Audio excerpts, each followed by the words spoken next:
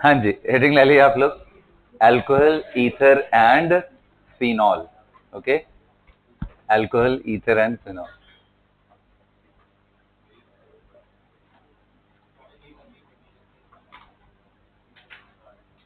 So basically नाम से ही आपको क्लियर हो गया होगा कि इसमें 3 टॉपिक हैं, एक अल्कोहल और दूसरा ईथर और तीसरा फिनॉल, राइट। इसमें 3 से मैं थोड़ा 4 बनाने की कोशिश करूंगा, इपॉक्साइड भी कंसिडर करके, बट वो भी एक तरह का साइक्लिक ईथर ही होता है। ऑलराइट बेटा, सो अल्कोहल क्या होते हैं, ईथर क्या होते हैं, फिनॉल। तो मैं एक एक टॉपिक उठाएंगे, उसको समझेंगे, फिर दूसरे टॉपिक पे एंटर करेंगे। तो सबसे पहले आज और डिस्कस कर लेते हैं अल्कोहल के बारे में, राइट। अल्कोहल किसको बोलते हैं? तो देखो, alcohol is this group CH3CH2OH, I mean ROH अगर आप कर रहे हो तो ये अल्कोहल। फिर कहोगे सर ये बताओ, जैसे एल्काइल हैलाइड में था एलिफैटिक या normal alkyl halide and aromatic, तो क्या यहाँ पे ऐसे नहीं बोलते हैं aliphatic alcohol and aromatic alcohol?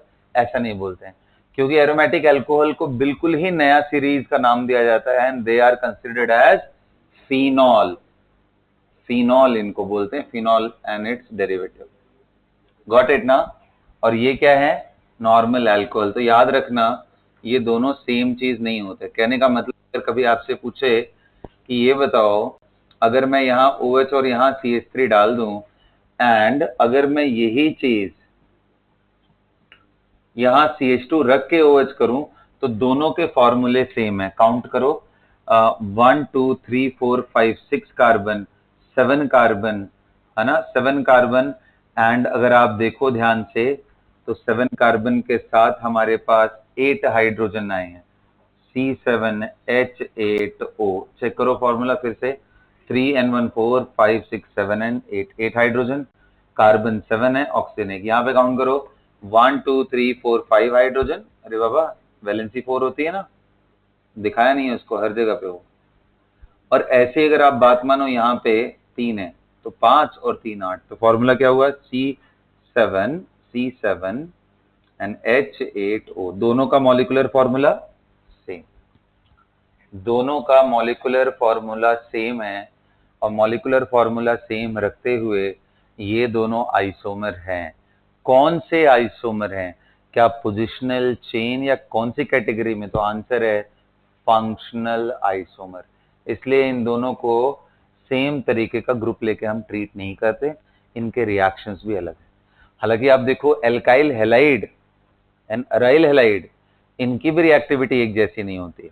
जहां एक तरफ alkyl halide nucleophilic substitution reaction बड़े आराम से करता है, वहीं अराइल हैलाइड, कल हम लोगों ने पढ़ा था कि sp2 सेंटर होने के वजह से, पार्शियल डबल बॉन्ड कैरेक्टर होने के वजह से नहीं करता है रिएक्शन इतना आसानी से। तो इनका तो कहानी बिल्कुल ही अलग है। Is that clear? चलिए बेटा, तो इसलिए हम लोग पहले समझेंगे। आप हेडिंग डाल करके लिखिए, alcohol and phenol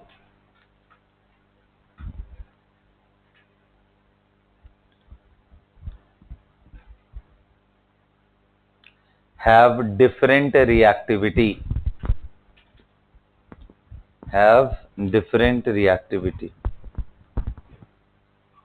alcohol and phenol have different reactivity, so they are not considered as the same, they are not considered as the same functional group, they are not considered as the same functional group। वो दोनों को अलग अलग functional group हम लोग assume करते हैं। दोनों को क्या समझते हैं बेटा? Different functional group.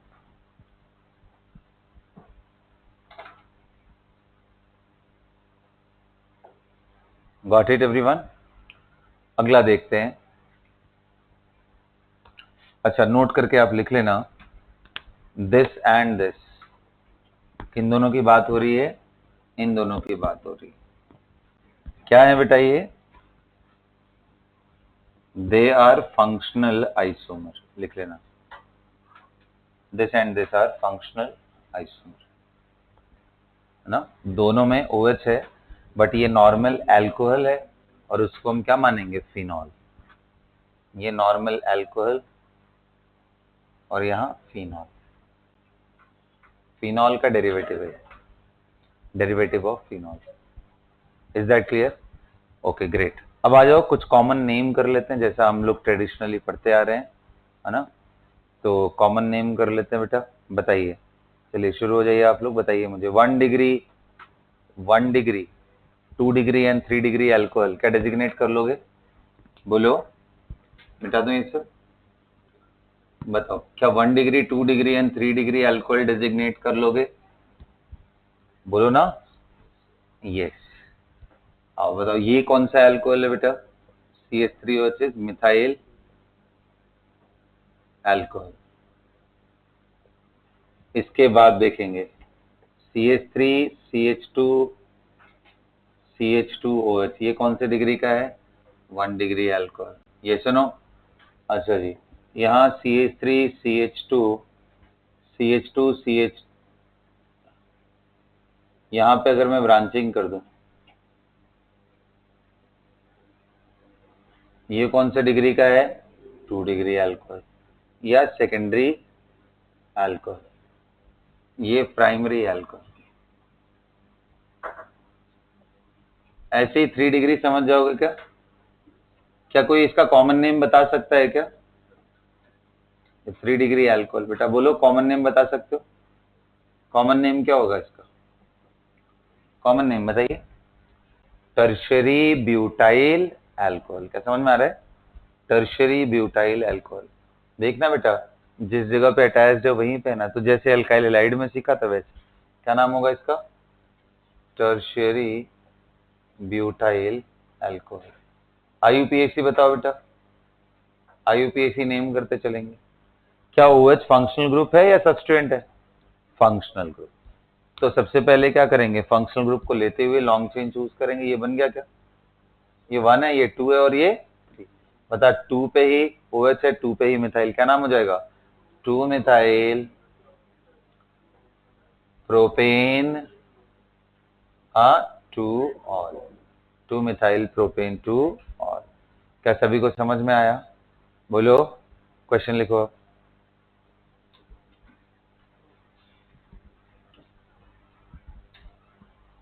क्वेश्चन लिखो, तो क्वेश्चन लिखिए। Right the IUPAC name of different alcohol possible with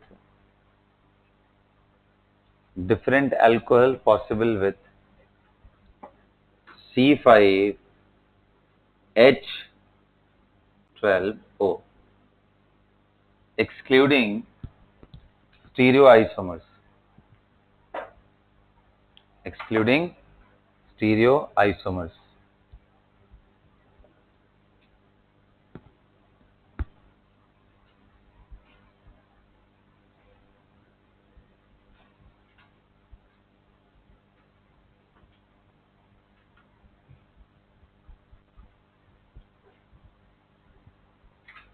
मतलब इनडायरेक्टली मैंने क्वेश्चन क्या पूछ लिया, इसके सारे स्ट्रक्चरल आइसोमर बनाओ, सारे अल्कोहल वाले, और सबका नाम लिखो। चलो बनाओ बेटा जल्दी जल्दी। कॉमन नेम एंड IUPAC, अगर दोनों पॉसिबल है तो दोनों लिखते जाना।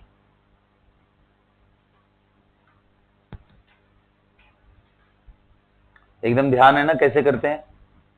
सबसे पहले डिग्री ऑफ अनसैचुरेशन निकालना है, गलत नहीं करना बेटा, ठीक है? इस बार ये थोड़ा ध्यान रख। उसके बाद क्या, हम पहले चेन आइसोमर बनाते हैं, उसके बाद पोजीशन बदल बदल के बनाते हैं। तो करो, दिमाग लगाओ, देखा जाए। चलो मैं शुरू करता हूं, देखते हैं आप लोग एटलीस्ट पास में हो या नहीं। डिग्री ऑफ अनसैचुरेशन कैसे निकालते हैं? नंबर ऑफ कार्बन प्लस 1, फिर number of hydrogen minus number of nitrogen by 2। बताओ कितने कार्बन है इसमें? 5 प्लस 1 6 हो गया, माइनस हाइड्रोजन कितना है? 12, नाइट्रोजन कुछ भी नहीं, तो मतलब 6 माइनस 6 क्या आ गया? 0। Thank God. इससे ये समझ में आया कि there is no any possibility of double bond and no any possibility of ring structure. तो हमें ये पता चला कि सिर्फ लीनियर ड्रॉ करना है। Is that clear? अच्छा, मतलब चेन वाले स्ट्रक्चर ड्रॉ करने हैं। तो मैं क्या करूं, 5 कार्बन की सीधी चेन बना लेता हूं, कोई दिक्कत? फिर मैं 4 कार्बन की चेन बनाता हूं, एक ब्रांचिंग, और तीसरी क्या, 3 कार्बन की चेन एंड 2 ब्रांचिंग। क्या समझ में आ रहा है? क्या इसके अलावा और कुछ बनेगा क्या? नहीं। अब क्या करना है, हमें OH लगाना है। एल्कोहल ही बताना था। बताओ, अगर मैं किनारे OH लगा दूं तो एक बात, कितने लोग कह रहे हैं कि सर यहाँ 2 पे लगा दोगे तो दूसरा हो जाएगा, एंड 3 पे लगा देंगे तो तीसरा हो जाएगा। क्या समझ में आ रहा है? बोलो, बोलो ना।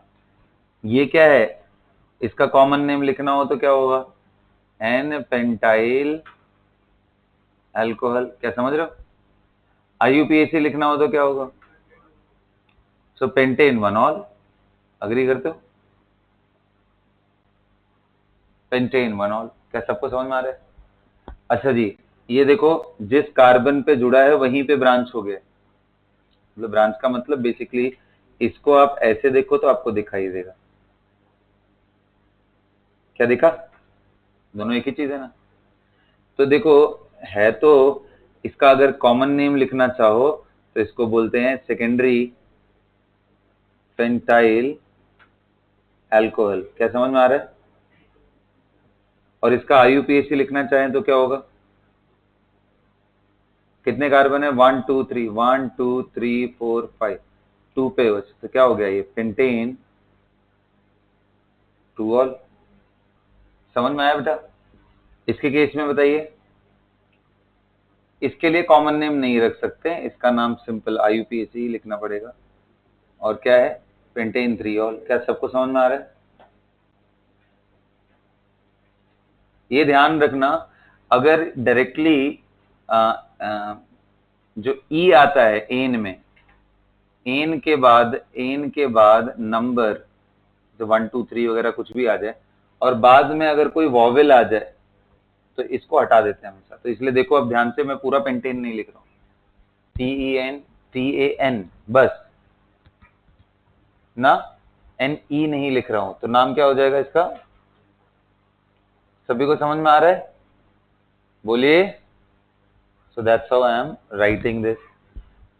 तो चलो, ये तो हो गया इसके सारे नाम। तो 3 बने। अब OH का यहां लगा सकते हैं, इसके बनाते हैं, बहुत सारे बनेंगे। OH का यहां लगा सकते हैं, बिल्कुल लगा सकते हैं। क्या OH यहां बीच में लगा सकते हैं? हाँ लगा सकते, क्यों नहीं लगा सकते? क्या OH और किनारे यहां और यहां नहीं लगा सकते? बिल्कुल लगा सकते हो। तो यानी कि ये स्केलेटन है हमारा OH, ये स्केलेटन था हमारा, और ये OH। क्या सभी को समझ आ रहा है बेटा? ये आपका क्या है, 1 2 3 एंड 4। यहां से कितने स्ट्रक्चर बने, 4 बने। इधर से कितने बने थे, 3 बने थे, 7 हो गए। और कितने लोग कह रहे हैं कि ये जो लास्ट वाला केस है, इसमें सर हर कार्बन एक जैसा है, ये और ये, तो सभी में OH एक ही जैसा रहेगा। तो answer will be just one of the alcohol can be possible. वैसे आपको बता दें, ऐसे अल्कोहल को अमाइल अल्कोहल बोलते। क्या बोलते हैं? ये सारे अल्कोहल अमाइल अल्कोहल। कभी पूछ दे अमाइल अल्कोहल क्या है, तो आप बोलोगे any alcohol with the formula C5H12O, मतलब 5 carbon containing alcohol without any degree of unsaturation is amyl alcohol। हाँ जी, अमाइल, AMYL स्पेलिंग लिखा है ऊपर, अमाइल अल्कोहल।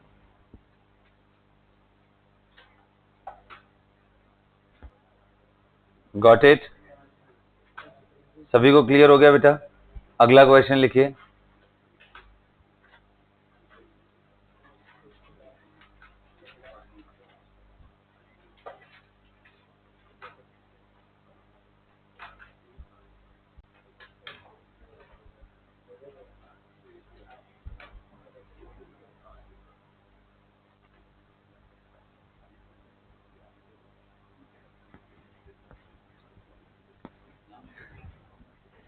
क्वेश्चन लिखो तो, find the total number of isomers possible with the formula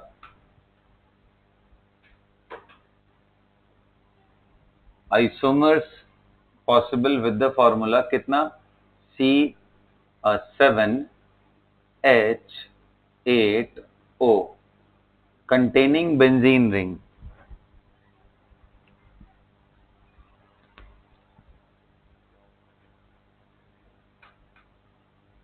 Containing benzene ring.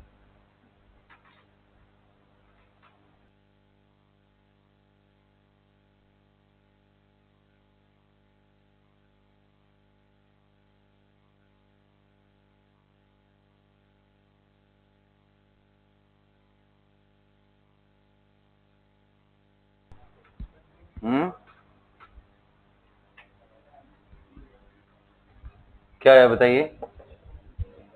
देखिए आपने जब C7H8O लिखा बेटा तो डिग्री ऑफ अनसैचुरेशन कितना आया? 7+1 कार्बन +1 माइनस हाइड्रोजन, नाइट्रोजन कोई भी नहीं है बाई 2, 8 - 4 करोगे तो 4 आ गया। सभी को क्लियर है? अब 4 से हमें बेंजीन भी बनाना है तो चेक करते हैं क्या बेंजीन बनाने में सारे 4 यूटिलाइज हो गए? हो गए, क्योंकि भाई एक रिंग है और 3 पाई बॉन्ड है तो चारों खत्म ना। ग्रेट। इसके बाद कितने कार्बन बचे? 1। तो अब 1 कार्बन एंड 1 ऑक्सीजन से कितने लोग कह रहे हैं एक तो अल्कोहल ऐसे बना सकते हैं, और अल्कोहल बनाते ही दिमाग में आएगा कि सर हम ईथर भी तो बना सकते हैं इससे। बोलो ना भाई, ऑक्सीजन तो बाइवेलेंट है ना, वो तो पीछे भी रह सकता है। हाँ, अब रही बात कि सर मैं OH को ना अलग पोजीशन पे डालना चाहता हूं, OH and CH3, फिर OH CH3, फिर OH CH3। अब भाई ये तो ठीक है, बट एक महानुभाव ने एक आंसर किया, बोला सर आप एक चीज मिस कर रहे हो, पता कौन सा? OH एंड ये मिस कर रहे हो सर आप, सेम पोजीशन पे। कौन है ये लड़का? हाथ उठाओ जिसने ऐसा किया है। क्या है? तो अब समझ में आ रहा है क्या दिक्कत है, इस लड़के में क्या प्रॉब्लम है? दिमागी रूप से विक्षिप्त हो गया है ये। दिख रहा है क्या प्रॉब्लम है? 1 2 3 4 5 बॉन्ड बना दिया है कार्बन का, रिकॉर्ड तोड़ दिया है पूरा। ठीक है, ऐसा पॉसिबल नहीं है बेटा, कार्बन कितने बॉन्ड बना सकता है आपको? ठीक है, तो ये फनी मोमेंट से आते रहने चाहिए क्लास में, आप करते रहो ऐसे, नए नए एग्जाम्पल बनाते। खैर कोई बात नहीं। तो इसको अगर छोड़ दे तो कितने आइसोमर बन रहे हैं बेटा? 5 बन रहे हैं। अब हाथ उठाओ किसी का सही हुआ, ये पूरे 5 किसी का सही हुआ? हाथ उठाओ अच्छे से, proudly raise your hand. Okay, एक स्टूडेंट का सही हुआ पूरे। 4 नहीं, मेरे को 5 चाहिए। 4 क्यों? Never settle at 4, if it is 5 then you have to draw 5, क्योंकि 4 करने पे भी नंबर वही मिलेंगे -1। ठीक है, आप थोड़ा और नजदीक हो जाते तो आपको +3 मिल जाता। कितना डिफरेंस है यार, +4 वो भी 5 नंबर का डिफरेंस हो गया, सिर्फ एक आइसोमर नहीं बना पाए। अब सो ऐसे गेम ना हो, इसलिए बहुत सिस्टमैटिक होके चलना है आप लोगों को। ठीक है, डन? Okay okay. तो बेटा कुछ कहानियां और हम लोग फटाफट कर लेते हैं। जैसे आप लोग बताओ, क्या आपको मैंने बचपन में बताया था कि ये कौन सा है? Allyl alcohol. इसका नाम क्या है? अलाइल। क्या बचपन में बताया था? बोलो। अच्छा, और फिर ये क्या है? बोलो बोलो ना, ये क्या है? Vinyl alcohol. बट यार एक चीज किताब में मुझे मिले, थोड़ा तुम समझाना। ये लिखा है डज नॉट एग्जिस्ट, क्यों? ऐसा क्यों लिखा हुआ है? हाँ, कौन समझाएगा? देखना चाहता हूँ क्लास में कितने क्रिएटिव लोग हैं। और कोई नहीं, हाथ उठाओ यार, पार्टिसिपेट करो ये डिस्कशन में, कुछ अपने ओपिनियन दो। चलो, हमें नासा के स्पेसशिप से हमें ज्वाइन कर रहे हैं सीधा लवप्रीत सिंह। लवप्रीत सिंह बताइए, वहां से आपको पृथ्वी कैसी दिखाई देती है? बताइए लवप्रीत। आपको क्या लगता है विनाइल अल्कोहल ये क्यों नहीं एग्जिस्ट करता है?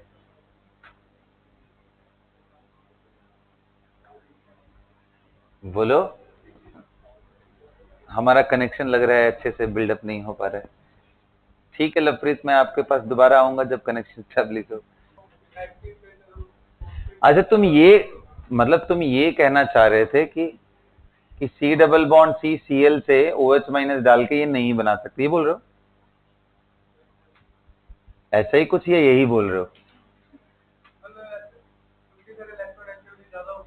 हाँ बाबा, तो बात सही है, इलेक्ट्रोनेगेटिविटी ज्यादा, उसके बाद क्या?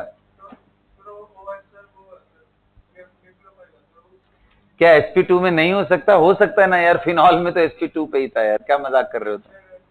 यहाँ हाइब्रिडाइजेशन क्या sp2 है या sp3 है? क्यों बॉन्ड ब्रेक करेंगे यार? मतलब मुझे समझ में नहीं यार, क्या किए जा रहे हो तुम लोग? कुछ भी।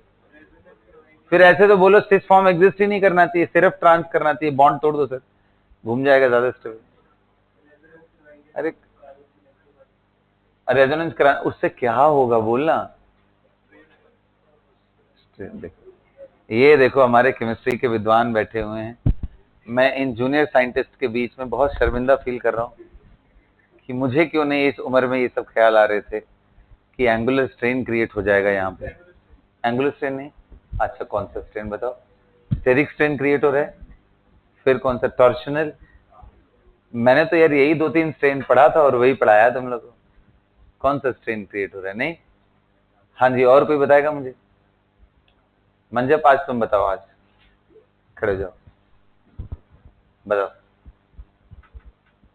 करो हमारा मनोरंजन थोड़ा करो, बताओ।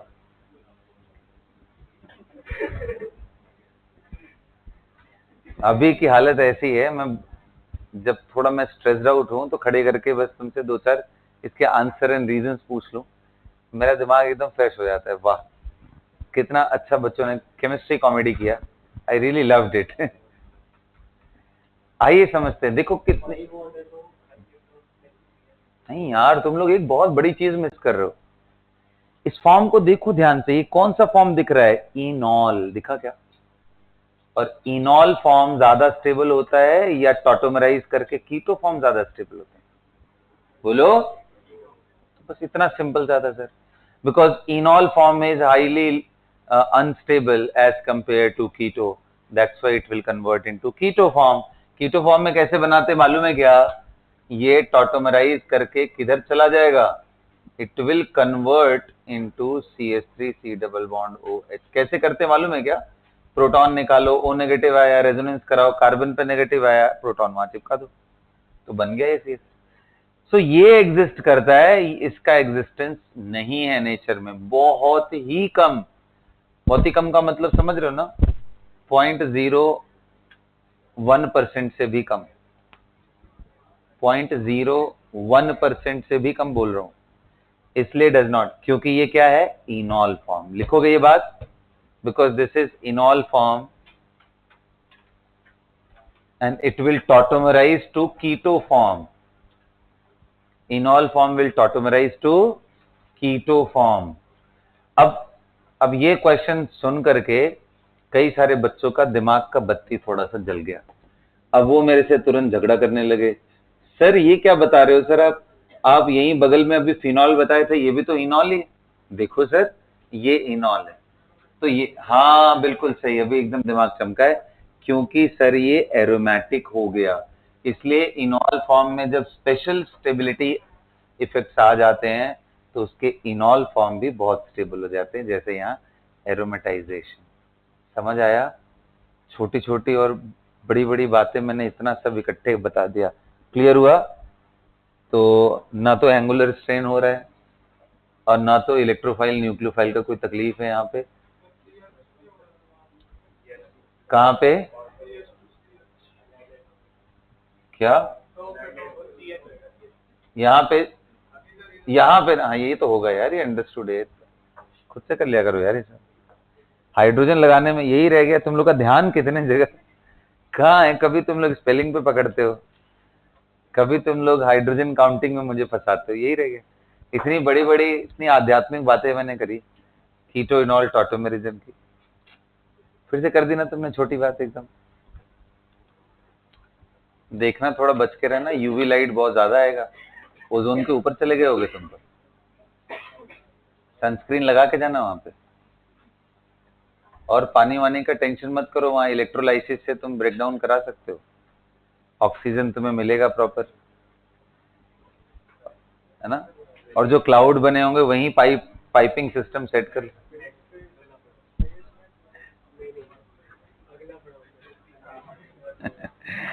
चलो अच्छा, ठीक है। आज ऐसे, अच्छा ठीक है, चलो ओके गाइस, थोड़ा सीरियस हो जाते हैं हम लोग ना, बहुत ज्यादा पढ़ना है। हाँ, तो आइसोमेरिज्म क्लियर हुआ, और ये समझ आया विनाइलिक अल्कोहल क्यों नहीं एग्जिस्ट करेगा। आ जाओ फिर इसके बाद हम लोग डिस्कस करते हैं, अगर मान लो दो दो OH किसी मॉलिक्यूल में हो गए, ऐसे कुछ कॉमन नेम देखते हैं। So can anyone tell me any molecule with 2 OH, and I'm going to take the simplest one. Can you name this? Not the IUPAC, common name. Tell me.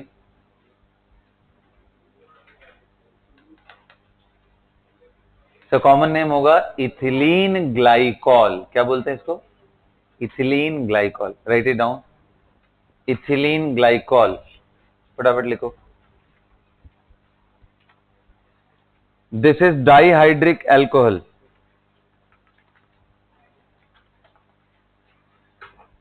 This is dihydric alcohol, ETHYLENE, ethylene glycol, ETHYLENE, ethylene glycol, इसको बोलते हैं 2OH होता, 2 carbon रखते हुए, ठीक है। IUPAC तो लिख ही सकते हो बेटा, IUPAC लिख सकते हो, बताइए क्या लिखोगे? हाँ बोलो, अरे ethane 1,2 diol, ethane 1,2 diol, क्या समझ में आया? बोलो। अच्छा, ऐसे ही तीन तीन बगल बगल वाले कार्बन पे अगर लग जाए तो इसको क्या बोलते हैं? If it is 3OH all together, ये कॉमन नेम यार, मैंने 11th में इतना बड़ा सा तुम लोगों को वर्कशीट दिया था याद करने के लिए। हाँ बिल्कुल सही, बिल्कुल सही, ग्लिसरॉल, ग्लिसरॉल बोलते हैं। 3OH is glycerol, 2OH is ethylene glycol, याद रहेगा सभी को। अच्छा, अब मैं एक और इंपॉर्टेंट क्वेश्चन बताता हूं, नोट करके लिख लेना है। Usually 2OH on the same carbon, मतलब आपका 1,2 डाइऑल तो एग्जिस्ट करता है, बट 1,1 डाइऑल एग्जिस्टेंस में बहुत ज्यादा प्रॉब्लम है, ये अनस्टेबल होता है, हाईली अनस्टेबल। तो क्या होगा, इसमें से ऑटोमेटिक वाटर टूट करके निकल जाता है, एंड ये बन जाता है CH3 CH2 double bond CH। तो याद कर लेना बेटा, इसको, बहुत इंपॉर्टेंट है। जेमिनल डाइऑल, जेमिनल डाइऑल, हाँ वो कब एग्जिस्ट करेगा पता है? जब ये जो इसके बगल में कार्बन कार्बन है, इसके जगह सिर्फ हाइड्रोजन हाइड्रोजन हो गया ना, तो एग्जिस्ट कर जाएगा। तो geminal diol is highly unstable, just like we have seen the case of enol, and water इसमें से निकल जाता है, तो और ये किस में कन्वर्ट हो जाता है? एल्डिहाइड एंड कीटोन में। तो यहाँ पे कीटोन हमारा प्रोडक्ट हो गया, याद रहेगा ना, जेमिनल डाइऑल इज अनस्टेबल। तो अभी तक जो हम क्लोरीन कर ले रहे थे, कहीं पे भी लगा ले रहे थे, ऐसा OH के केस में पॉसिबल नहीं है। Is that clear? ओके, चलो बहुत अच्छी बात है। तो क्या अब आप कुछ के IUPAC नेम मैं और देता हूं, आप करिए और मुझे बताइए। Right the IUPAC name of,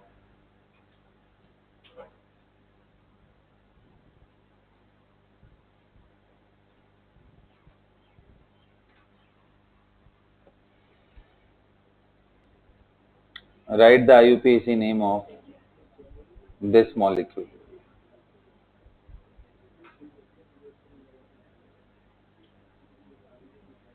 बात नहीं बेटा, बिल्कुल बात नहीं।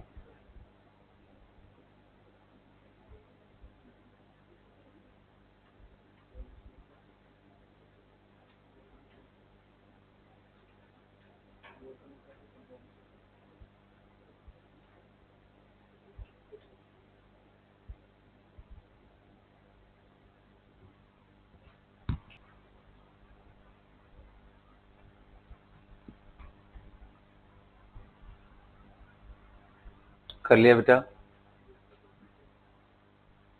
What is the name of this one? कितने कार्बन है? 1 2 3 4 एंड 5 कार्बन, तो क्या हो जाएगा? Pentane 2 comma di pentane 2,3 diol. What's the name of this? 1 2 3 4, क्या बन जाएगा ये? But 3 yne 1 ol. क्या ये इनऑल नहीं है? नहीं सर, इन दूर है, ऑल दूर है। फंक्शनल ग्रुप तो इनऑल ही है, but they are not, I mean in direct contact. तो डायरेक्ट कॉन्टैक्ट में हो तो टॉटोमेरिज्म है, क्योंकि इसका एच निकालोगे भी तो रेजोनेंस से कहीं नहीं जा सकता। यही OH यहां जुड़ जाए तो निकल सकता है, तो वो प्रॉब्लम है। ठीक है, क्या ध्यान रहेगा सभी को? इसका नाम बताओ। ये हमारा पेरेंट चेन हो गया बेटा, नंबर 1 एंड 2, ये 3 4 एंड 5 एंड 6। बता क्या नाम हो जाएगा? 2 methyl cyclo hexane 1 all. Very nice. क्या नेमिंग क्लियर हो रही है? बोलो। चलो ग्रेट। अब आते हैं फिनॉल के कुछ डेरिवेटिव पे। IUPAC name of phenol and its derivative. लिखो, हेडिंग डालो, IUPAC name of phenol and its derivative. चलो देखते हैं।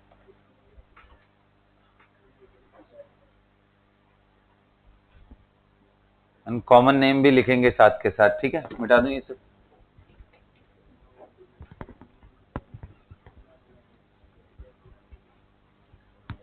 चलो, तो सबसे पहला, इसको मालूम है ना, इसका नाम क्या होता है? फिनॉल। ये फिनॉल है, सबको मालूम है। चलो इसका नाम लिखो तो देखिए कौन कौन लिख सकता है। देख बेटा, ये OH है, ये CH3 है। पता है इसको क्या बोलते हैं? Anyone who knows the name of this? किसी को याद है अगर OH CH3 का कॉम्बिनेशन डेवलप हो जाता है तो क्या होता है? क्रीसॉल। क्या बोलते हैं? क्रीसॉल। कौन सा क्रीसॉल है ये? हाँ, ऑर्थो क्रीसॉल, ओ क्रीसॉल। ये क्या है? कॉमन नेम बता रहा हूं ये। ऐसे ही बताओ, अगर यहां CH3 लग जाए तो ये भी क्रीसॉल ही है, M क्रीसॉल। और अगर यहां पैरा पे लग जाए तो ये भी क्या होता है बेटा? क्रीसॉल। इसको बोलते हैं P क्रीसॉल। तो क्या तीनों का IUPAC लिख सकते हो?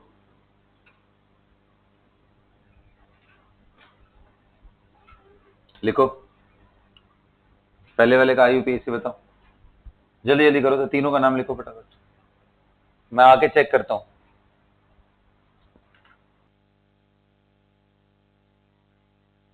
सही है, IUPAC किया आप लोगों ने? अब बताओ, क्या ये हमारा पेरेंट चेन ऐसा हो जाएगा क्या फिनॉल को लेकर?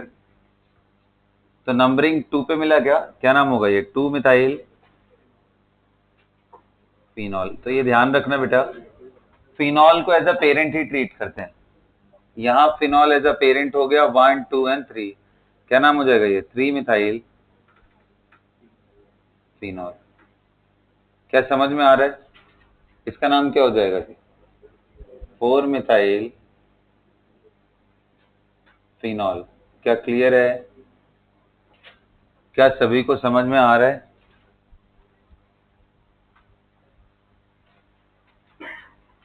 सभी को क्लियर हो रहा है? कोई दिक्कत नहीं है? चलो अगला देखते हैं। इसका नाम बताओ, कॉमन नेम है।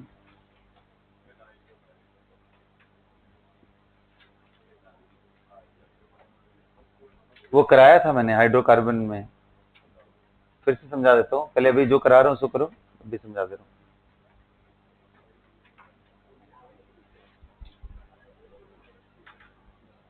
आजा बेटा, इसको करो।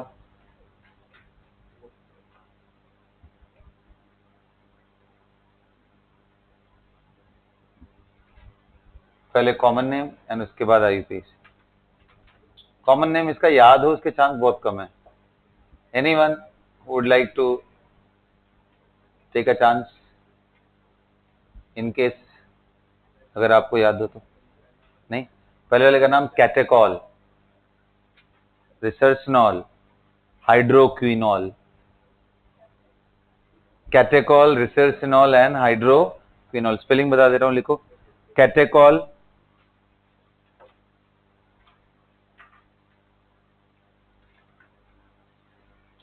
CATECHOL, catechol, CATECHOL, catechol. दूसरे वाले का नाम resorcinol, RESORCINOL, RESOR, resorcinol, resorcinol, RESORCINOL,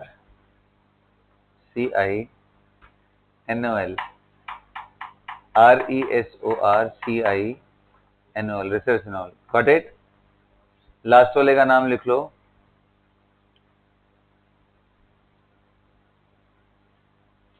क्वीनॉल, QUINOL, या दूसरा नाम क्या है? हाइड्रोक्विनोन,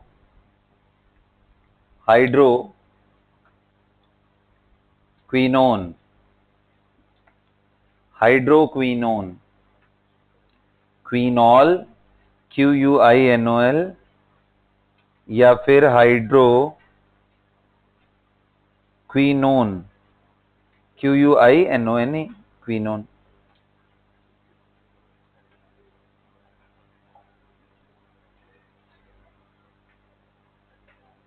तीनों के आईयूपीएसी नाम लिखो तो।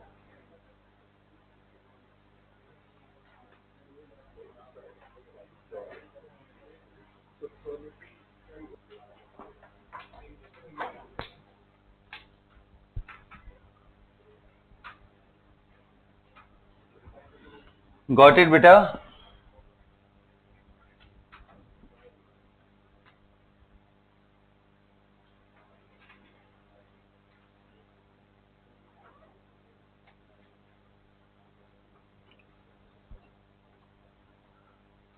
देखो इसका नाम क्या हो जाएगा, बोलो? 1,2,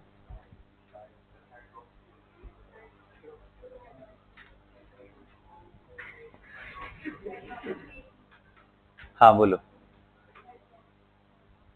2 हाइड्रोक्सी। क्या आपको लग रहा है जस्टिफाइड है?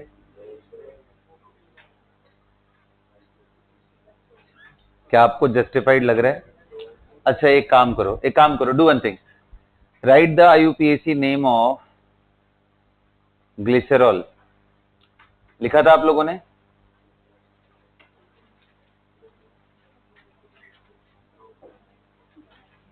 ग्लिसरॉल का आईयूपीएसी नाम लिखा था?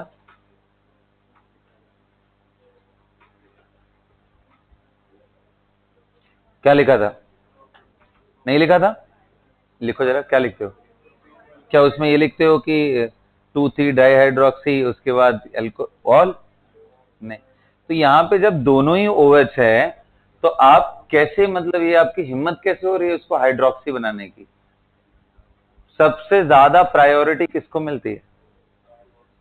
अरे हाँ बात सही है, मतलब functional group, among different functional group carboxylic को मिलती।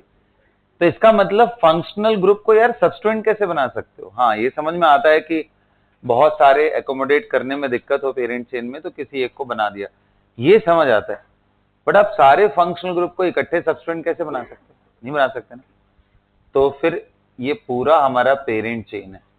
इस बार नाम फिनॉल नहीं डालना है, इस बार नाम नॉर्मल ऑल डालना है। तो भी कैसे करेंगे हम लोग? 1 2 3 4 5 एंड 6, इसको लिखेंगे बेंजीन 1,2 डाइऑल। मजा आया? आईयूपीएसी देखो, इस फंक्शनल ग्रुप का स्टेटस भी रह गया, काम भी हो गया हमारा। ये ऐसे ही क्या हो जाएगा, बेंजीन 1,3 डाई, और ये क्या हो जाएगा बेटा, बेंजीन 1,3 सॉरी 1,4 डाई ऑयल। समझ में आ रहा है? तो इनके आईयूपीएसी नेम में कैटेट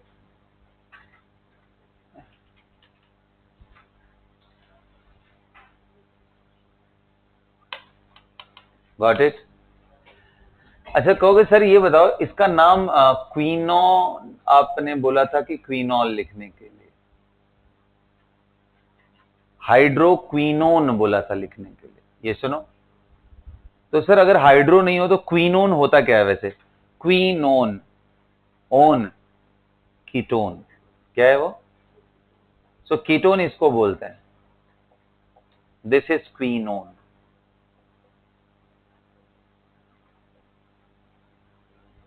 दिस इज क्वीन, ये क्वीनोन है। और यही अगर तुम क्वीनोन में हाइड्रोजन जोड़ दो तो ये हाइड्रोक्विनोन हो जाता है। भाई ये बॉन्ड तोड़ करके जैसे ही यहाँ पे H जोड़ोगे वैसे ही रेजोनेट करके ये पूरा एरोमेटिक हो जाएगा ना। तो H यहाँ जोड़ोगे तो दो हाइड्रोजन जोड़ते ही ये हाइड्रोक्विनोन हो जाता है।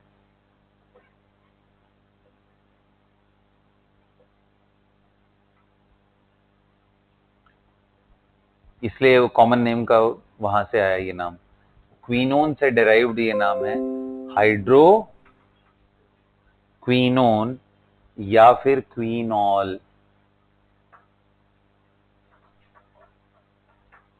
क्वीनोन से क्वीनॉल पे आ जाओ, कीटोन से वैसे ही रखते हुए अल्कोहल डाल दो तो क्वीनॉल हो गया, या हाइड्रोक्विनोन भी बोल सकते। Got it? यहां तक सबको समझ में आ रहा है? किसी को कोई तकलीफ है क्या? नहीं है?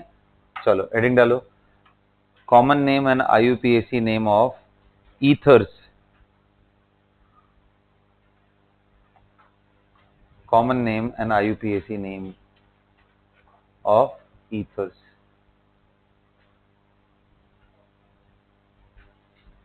करे बेटा, common name and IUPAC names of ether. चलो बताओ, ईथर, जब भी मैं ईथर बोल रहा हूं तो आपके दिमाग में ये क्लियर हो रहा है कि ईथर का मतलब ROR? ये सुनो, व्हाट इज ईथर? ROR, दोनों तरफ एल कार्बन अटैच होना चाहिए, ऐसी चीज को क्या बोलते हैं? ईथर। अच्छा बड़ी इंटरेस्टिंग सी बात यह है कि ईथर को फंक्शनल ग्रुप का स्टेटस नॉमेनक्लेचर में नहीं मिलता। ईथर को फंक्शनल ग्रुप का स्टेटस नहीं देते, जैसे अल्कोहल को ऑल बोलते हैं, फंक्शनल ग्रुप लास्ट में लगाते हैं। ईथर को बल्कि प्रीफिक्स के फॉर्म में हमेशा यूज करते हैं, सब्स्टिट्यूएंट जैसा उसको ट्रीटमेंट देते हैं, एंड उसका नाम क्या होता है? एल्कॉक्सी। क्या नाम होता है? हाँ जी बिल्कुल सही सुना आप लोगों ने, RO, ये जो ग्रुप है, या फिर इसी को अगर OR लिख रहे हो आप, इसको क्या बोलते हैं? एल्कॉक्सी। अब अगर मैं एग्जांपल बताऊं, ये बात लिख लेना, while writing the IUPAC name ether, ether का फॉर्मूला क्या था? ROR। while writing the IUPAC name of ether,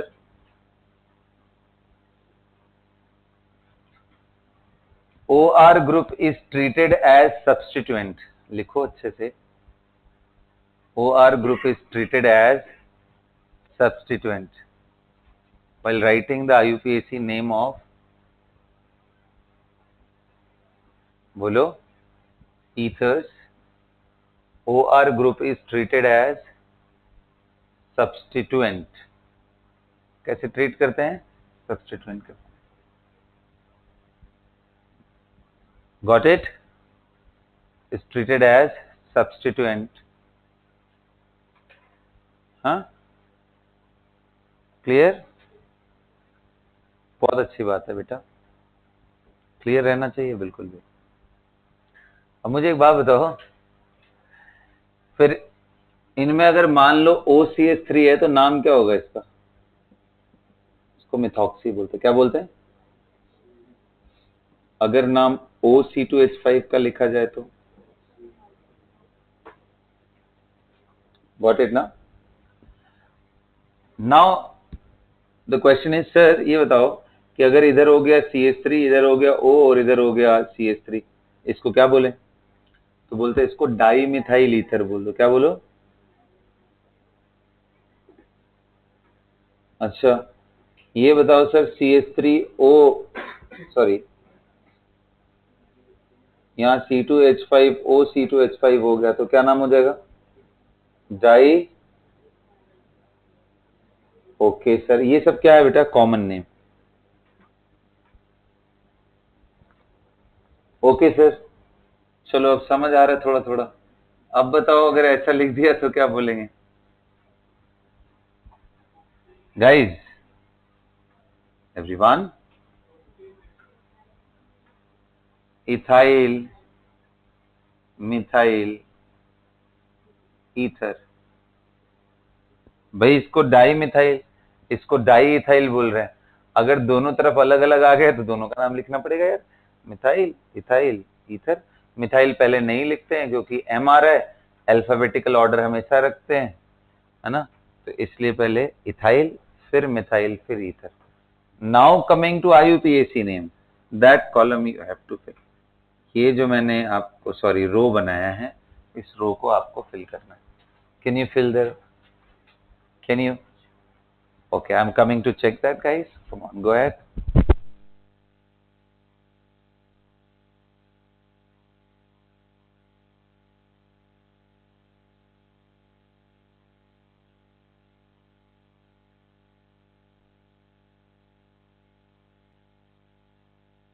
आइए आप लोगों को कुछ फनी नेम्स बताता हूँ जो बाकी बच्चों ने लिखा हुआ है।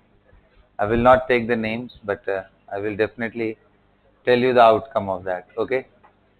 जैसे इसका एक बड़ा ही नायाब आंसर मिला मुझे IUPAC का कि di methyl oxide, 2 methyl group and oxygen is there. It should be named as dimethyl oxide. How innocent people are here. Okay, so that is one. नहीं गलती नहीं बोलूंगा तो महागलती बोलूंगा इसको, क्योंकि IUPAC का नाम कुछ रिटन रूल से चलते हैं, वो रूल भूल गए हैं और फिर यही चीज बस गड़बड़ करना शुरू कर दिया। फिर उसके बाद मैं और कुछ नायाब नाम बताता हूं। कुछ लोगों ने ऐसे लिखा है कि ओके सर ने अभी बताया था OCH3 मिथॉक्सी, ये तो मिथॉक्सी हो गया, ये तो मिथाइल होता है CH3, तो नाम हो गया मिथॉक्सी मिथाइल। कुछ लोगों को ये लगा कि ऐसे नहीं हो सकता, उन्होंने पहले मिथाइल लिख दिया, मिथाइल मिथॉक्सी। IUPAC के हिसाब से मिथाइल पहले आएगा मिथॉक्सी। तो चलो थोड़ा सा अभी हम लोग लाइट मोड पे हो गए, अब आ जाओ समझते हैं। हाँ, स्पेस से किसी का कोई आंसर आएगा? लवप्रीत क्या लिखा है तूने बता?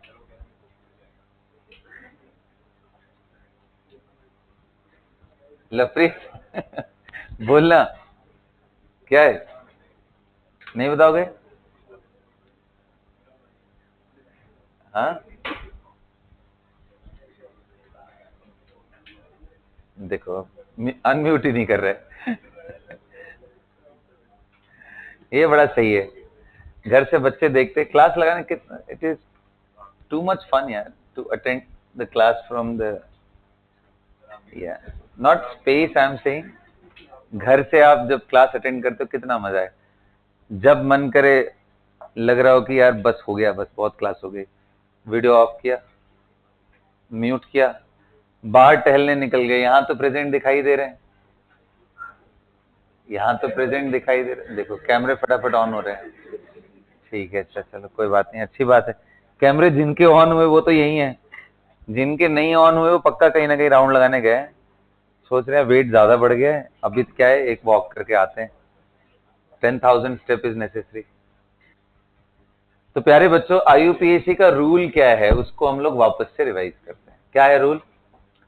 बोलो, अनायता बताइए। What is the rule? How to write the format? What is the format of writing the name? सबसे पहले किसका नाम लिखते हैं? ना ना ना, साइड चेन और सब्स्टिट्यूएंट, इनका नाम पहले लिखते हैं प्यारे बच्चों। उसके बाद रूट वर्ड लिखते हैं। रूट वर्ड कुछ और नहीं बल्कि जितने number of carbon in PC उसके हिसाब से डिसाइड होता है। अगर ये साइक्लिक हुआ तो रूट वर्ड से पहले साइक्लो जुड़ जाता है, बस इतना ही फर्क है। और बाद में क्या लिखते हैं? एन या इन या आइन, और उसके बाद लिखते हैं फंक्शनल ग्रुप विथ पोजीशन। ये सारे पोजीशन, ये दोनों है विथ पोजीशन है नहीं। ये डब्ल्यूपी का मतलब क्या है? With position. तो अब अगर तुम यहां ध्यान से देखो तो मैंने बोला कि OCH3 is taken as methoxy, yes और नो? तो फिर इसका पीसी क्या है? यही एक कार्बन का पीसी है। तो फॉर्मेट के हिसाब से नाम लिखेंगे। पहले नाम किसका होगा? साइड चेन या सब्सटेंट? ये सब्सटेंट था ना, नाम क्या होगा? मिथॉक्सी। 1 मिथॉक्सी। कितने कार्बन है? एक ही, तो क्या नाम होगा? Methane is the right answer. वैसे इसको ये लिखो या सिंपली मिथॉक्सी मीथेन लिख दो चलेगा। तो methoxy methane is the right answer, not methoxy methyl. Methyl नहीं लगाएंगे, क्या लगाएंगे? मीथेन। समझ में? क्योंकि IUPAC के रूल को एकदम फॉलो करना है यार। अपने मन से ये ऑक्साइड है नाइट्राइड जो आ रहा है, इतना इनोसेंस वाला आंसर है ना, ये सब तो बहुत ही मतलब यार ये गलत बात है यार ये। ठीक है, समझ रहे हो? बहुत तकलीफ में ऐसे तुम लोग को दिख रहा हूं मुस्कुराते हुए, बट अंदर से मैं I am just crying guys, I am telling you, deep inside me is hurting me a lot. देखो इसको, this is ethoxy ethane, 2 carbon है ना, इथॉक्सी इथेन।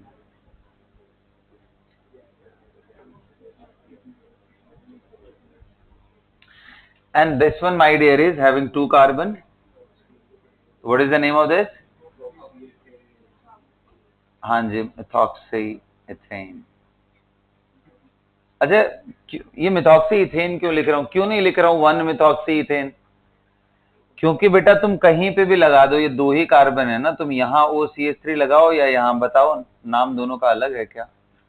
अब वो लोग बहुत महान हैं जो इसको 1 2 और इसको भी 1 ही 2 लिखते हैं, वो बहुत महान, उनकी बात नहीं कर रहा हूँ मैं जो नियम की इसको फॉलो करने की बात कर रहे हैं, नॉर्मल स्टूडेंट में उनकी बात कर रहा हूँ। I am not talking about the scientist. Okay, तो हमारा नाम ऐसे ही होगा, जिधर सब्सटेंट अटैच्ड है वहीं 1 होगा और ये 2 होगा। तो दोनों का नाम सेम ही है, इसलिए फर्क नहीं पड़ता है। और जब पोजीशन आइसोमर नहीं बनाया जा सके तो ऐसे केस में पोजीशन दिखाना मैंडेटरी नहीं होता है। यही हम लोग बचपन से सीखते हैं। क्या आप लोग भी वही सीख रहे हो? अच्छी बात है। आइए चलिए, तो ये सब तो हो गए नॉर्मल नेम। अब कहानी में एक छोटा सा ट्विस्ट है, बहुत ही छोटा सा ट्विस्ट। क्या आप इस ट्विस्ट का आंसर कर सकते हो? What will be the name of this, what will be the name of this compound? Guys come on, do it fast. The name IUPAC, IUPAC, okay?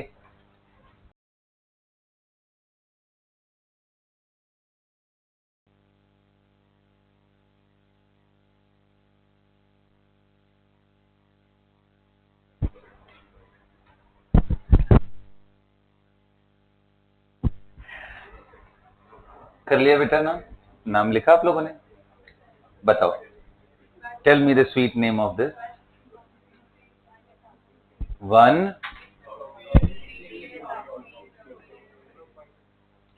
1 ethoxy. चलो थैंक गॉड, कम से कम कुछ अलग से कहानी नहीं हो गया। मैं तो एक्सपेक्ट कर रहा था बोलोगे इथॉक्सी मिथॉक्सी प्रोपाइल क्योंकि हाँ बन नहीं रहा वही तो, all thanks to the structure of this molecule. मैं इसको वैसे प्रोफाइल बना सकता हूँ थोड़ा दिमाग लगाऊं तो, बट चलेगा कोई दिक्कत नहीं। Good answer is, this is ethoxy and this is methoxy and ये आपका पेरेंट चेन है। नंबर 1 यहां से क्यों करेंगे बेटा, 1 यहां से क्यों नहीं करेंगे? हाँ, इथॉक्सी में इथाइल पहले आता है क्योंकि दोनों 1 1 पे ही मिल रहे हैं। लास्ट हम प्रायोरिटी कैसे डिसाइड करते हैं? अल्फाबेट। सो 1 इथॉक्सी, बोलिए 2 3, बोलो methoxy and propane. Absolutely correct, got it. चलिए अब हम लोग थोड़ा सा एरोमेटिक के बारे में भी कर लेते हैं। Right the IUPAC name of methyl phenyl ether. Yes, write the IUPAC name of, you heard it right, write the IUPAC name of methyl phenyl ether. यार यही तो बोल रहा हूं, methyl phenyl ether.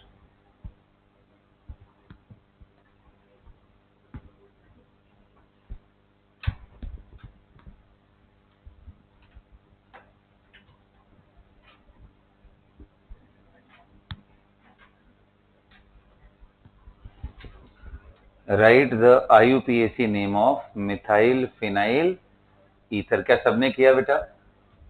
Methyl phenyl ether, इसका मतलब क्या है? ऑक्सीजन के एक तरफ क्या है? मिथाइल, और दूसरी तरफ क्या है? यही है ना? चलिए बहुत मजा आएगा, नाम लिखिए, बोलो।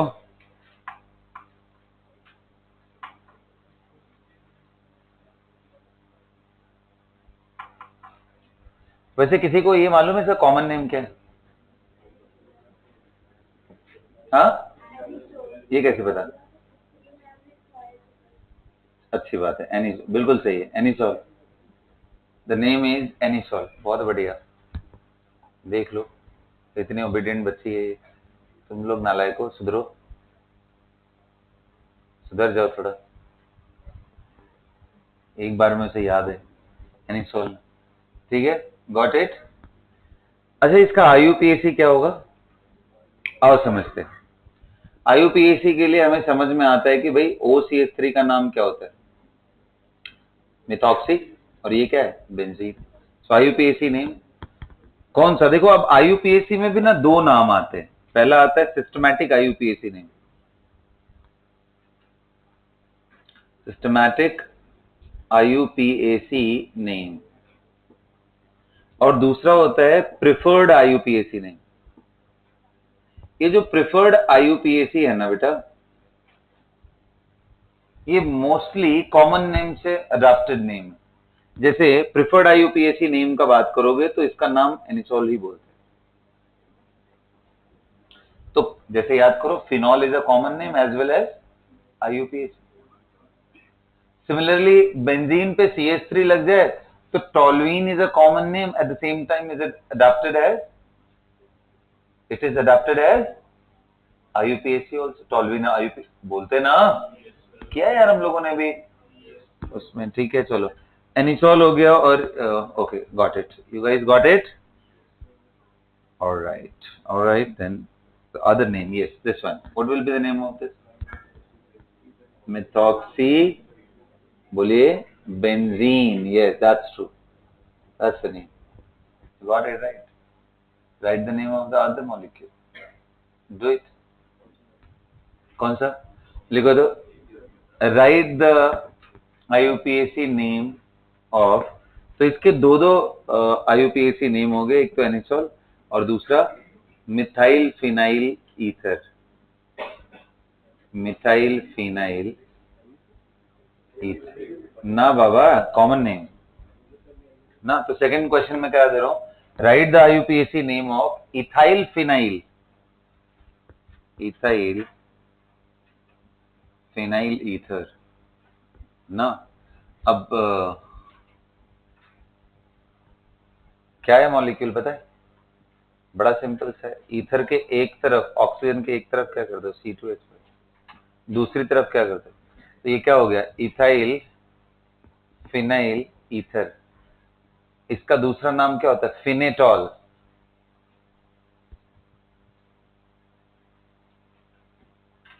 फिनेटॉल।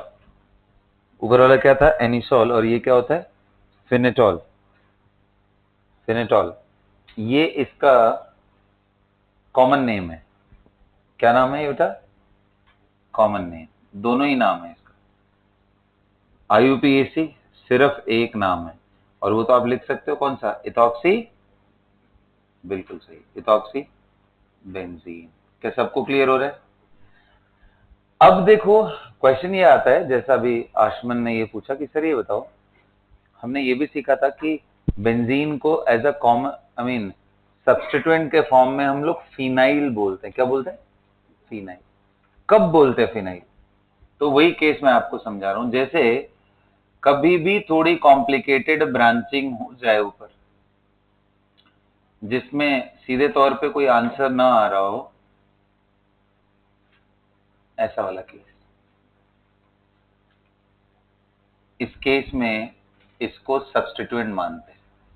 अगर ऊपर बेंजीन के ऊपर जो कार्बन है वो ब्रांच्ड हो जाए, तो ऐसे केस में बेंजीन को पीसी नहीं लेते, उसको ड्रॉप कर देते। ये बात ऐसे ही लिखो जैसे मैंने बोली, बिल्कुल वैसे ही, बिल्कुल सरल शब्दों में लिखना है। लिखो, बोल दिया मैंने पहले ही, फिर बताऊं, लिखो, लिखो।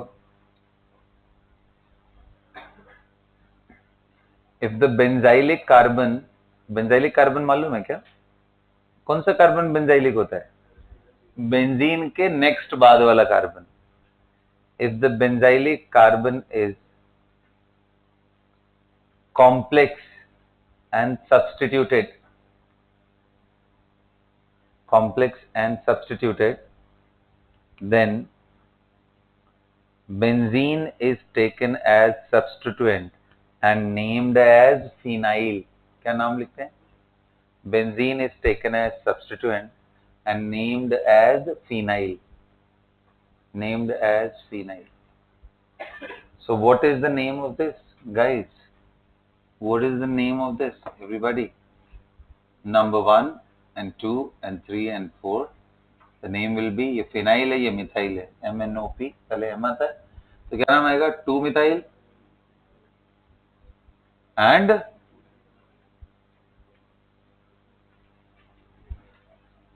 Butane. Did you guys get it, समझ में आया?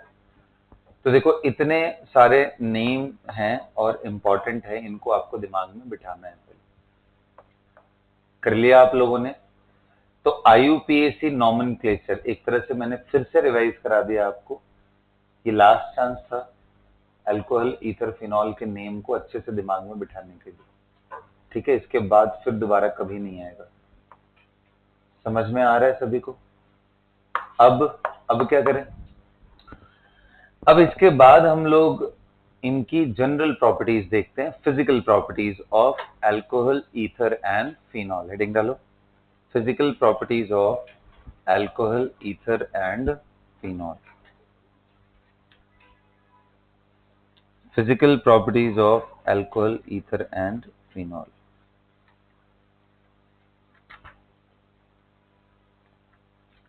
सभी ने कर लिया? बोलिए भाई।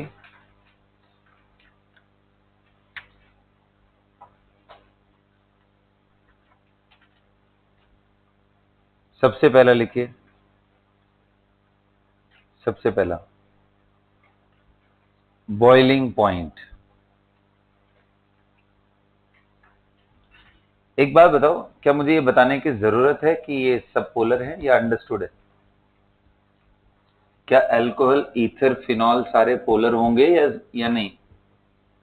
टेल मी यार, ये सुनो, दे आर ऑल पोलर, है ना? तो सभी पोलर है। तो अगर मैं आपके सामने ऐसे मॉलिक्यूल्स डाल दूं, और मैं आपके सामने OCH3, ये दोनों का फॉर्मूला तो क्या है, C2H5H6O, ये सुनो, ये दोनों आइसोमर है। एन ऐसा फिनॉल लिख दूं एक, इन तीनों में बॉइलिंग पॉइंट का ऑर्डर आपसे पूछो, बताओ सबसे कम किसका होगा, सबसे कम बताओ किसका, जल्दी बोलो, सबसे ज्यादा किसका होगा। तो आपको दिख रहा है यार, खूब सारा एटम है, इसमें 6 कार्बन है, मॉलिक्यूलर वेट बहुत ज्यादा है, और हमने सीखा था बॉइलिंग पॉइंट किसके प्रोपोर्शनल होता है, मॉलिक्यूलर वेट। और सिमिलर मॉलिक्यूलर वेट हो जाए तो पोलैरिटी, पोलैरिटी में सबका पप्पा कौन होता है, हाइड्रोजन। इनमें कहीं हाइड्रोजन बॉन्डिंग दिख रहा है, दिख रहा है कहीं हाइड्रोजन बॉन्डिंग, चलो गुरसिमरत बताओ, can you see hydrogen bonding anywhere. पढ़ाई कम हो गई है, नहीं हो रही पढ़ाई अच्छे से घर पे, हाँ इतना जल्दी। देखो मैंने बताया था हाइड्रोजन बॉन्डिंग कहाँ मिलता है, जहां OH bond, NH bond, FH bond हो। क्या कहीं OH बॉन्ड दिख रहा है, हाँ जी सर। तो हाइड्रोजन बॉन्डिंग होने से बॉइलिंग पॉइंट बढ़ता है, एंड मॉलिक्यूलर वेट भी होने से, तो सबसे ज्यादा किसका होगा, फिनॉल, बहुत ज्यादा होगा। Phenol is liquid, so as ethanol, you guys already know it.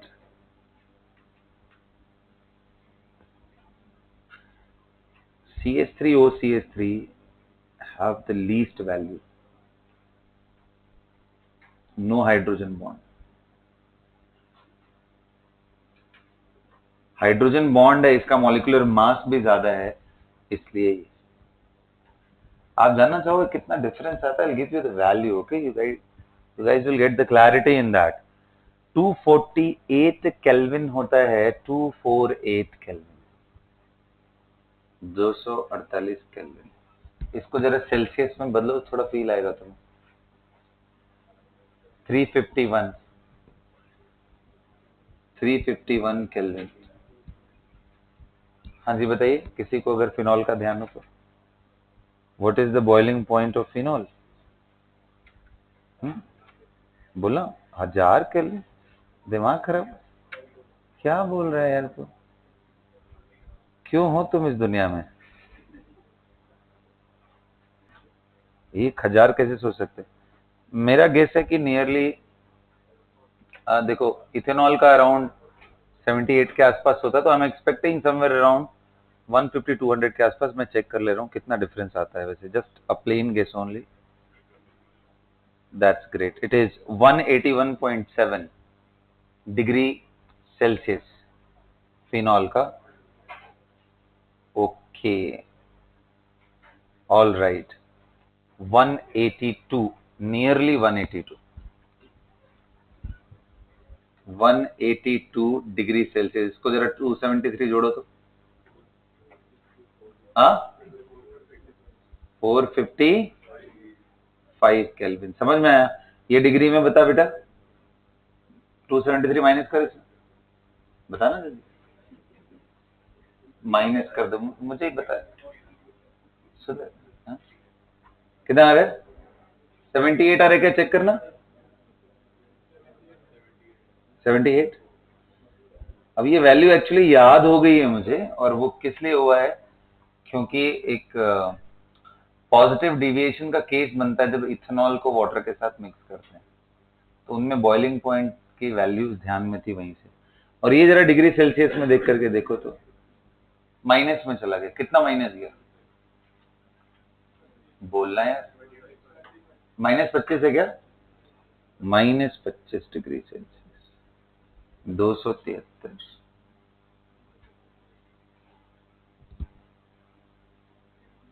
सही लिखे हो ना तुम लोग, ठीक है मान ले रहे हैं, चलो देख रहे हो क्या हालत हो गया इसका, oh my God, I mean this is something very very very low.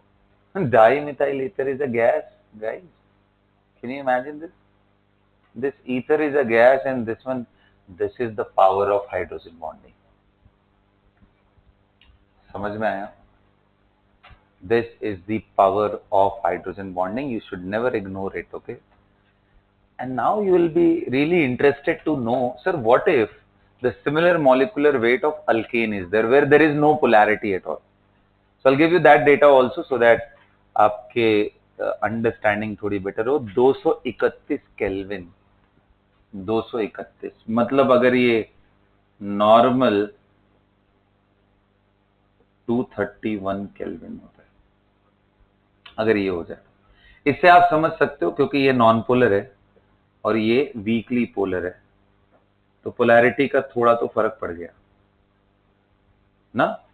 ये 31 है और ये 48 है, कितना 17 डिग्री का. हम मतलब यार मैं डिफरेंस देख रहा हूँ, मालूम है कि वो भी गैस है, तो फर्क पड़ा ना, देखा.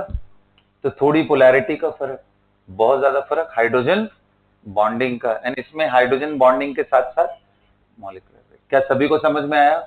सो ये बात बहुत इंपॉर्टेंट है नोट डाउन करने के लिए कि अल्कोहल एंड फिनॉल की बॉइलिंग पॉइंट सब्सटैंशियली हायर होती है with similar molecular weight ethers and alkenes.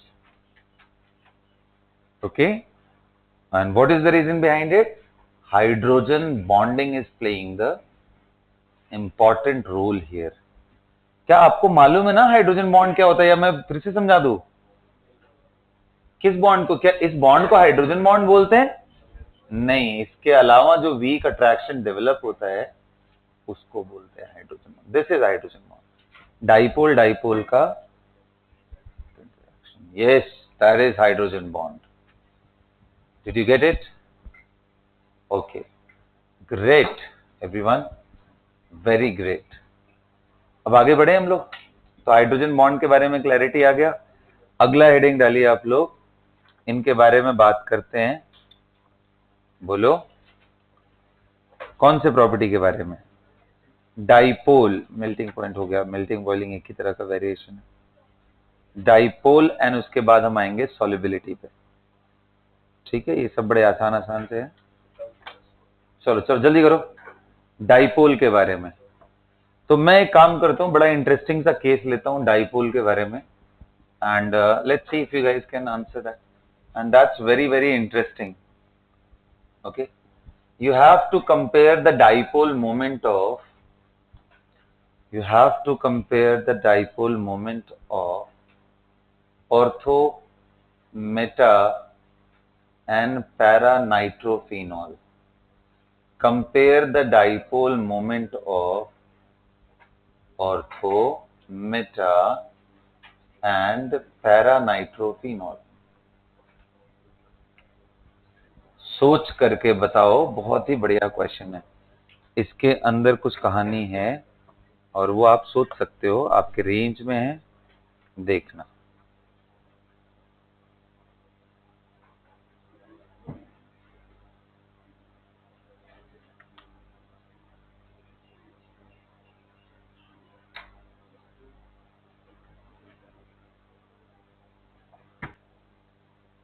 बताइए.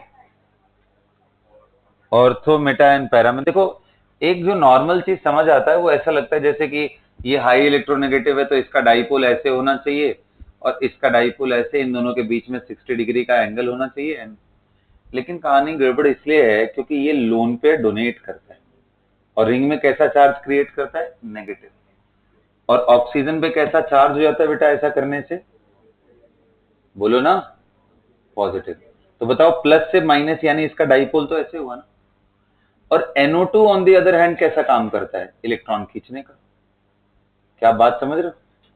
तो ये इलेक्ट्रॉन खींच के अपने ऊपर चार्ज कैसा लेके आता है? मैं तो इसका डाइपोल कैसा हो जाएगा? इधर की तरफ. तो इसलिए इसमें ऐसे नहीं, दिस इज रॉन्ग, बल्कि क्या होगा इसके केस में? OH का प्लस M वालों का हमेशा नीचे की तरफ दिखाओ और जो माइनस M वाले हैं उनको बाहर की तरफ दिखाओ. ये माइनस M, ये प्लस M. क्या समझ में आ रहा है? तो अब इनके बीच का एंगल एक्चुअली ये है, और ये एंगल कितना है? ये 60 है ना. तो ये 180 में से 60 निकालो,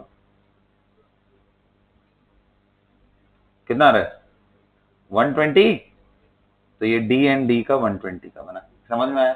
अरे D1 D2 यार, D कितने लोग कह रहे हैं यहाँ पे अगर मैं देखूं तो सर ऐसे ही नीचे और इधर ये कितना बना 60, और ये कितने लोग कह रहे तो बहुत ही अच्छा हो गया सर, दोनों के बीच में कोई एंगल। तो सबसे ज्यादा किसका होगा, para nitrophenol followed by Meta, and सबसे बढ़िया किसका होगा,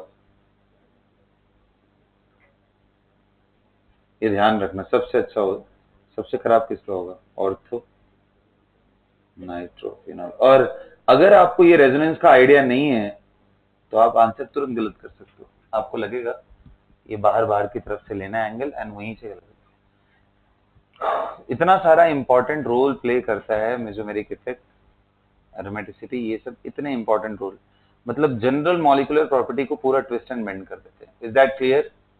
okay, so the last point for today is solubility. Heading डालिए सॉल्युबिलिटी। हाँ बताइए, जो नॉर्मल अल्कोहल हैं और जो फिनॉल्स हैं